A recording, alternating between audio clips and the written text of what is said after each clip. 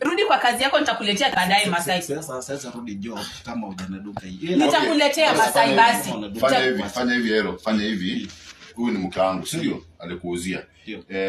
Wacha nitaongea na yeye. Wacha nikurudishie basi pesa. Sio ulisema ni 1500 na si mshahara imefika kesho, nafaa kulipa mshahara. Nitakuwekea, kwa hiyo nitakuwekea hiyo 1500 kwa hiyo mshahara yako kesho. Sawa. Sasa hapo naona ni kama mmeanza kunapeleka kompo. Mimi sitaki mambo ya kurudishiwa ya pesa. Naona mimi kitu nataka tu kanyumba. Hii kanyumba. Hata memory card sichukui. Nitakurudishia pesa na baada memory card utabaki nayo. Hapana. Sasa Hero, mimi natafutia tu hii kaka. Ndio nataka. Hii sitaki.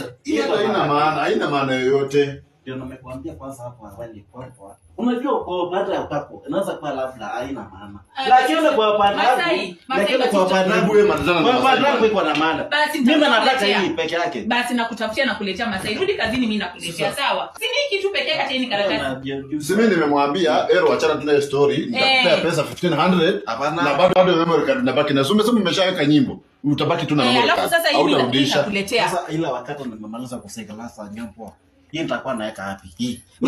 Unajua nikimaliza sanka nikipeleka radio yangu charging hii na kuchomoa ndani. Unajua mara nataka kucharge unaweza pata labda unaweza chomoa. Sasa napata nikiota kuchacha hapo na chomoa hii hasa nadunga hapo, unaona?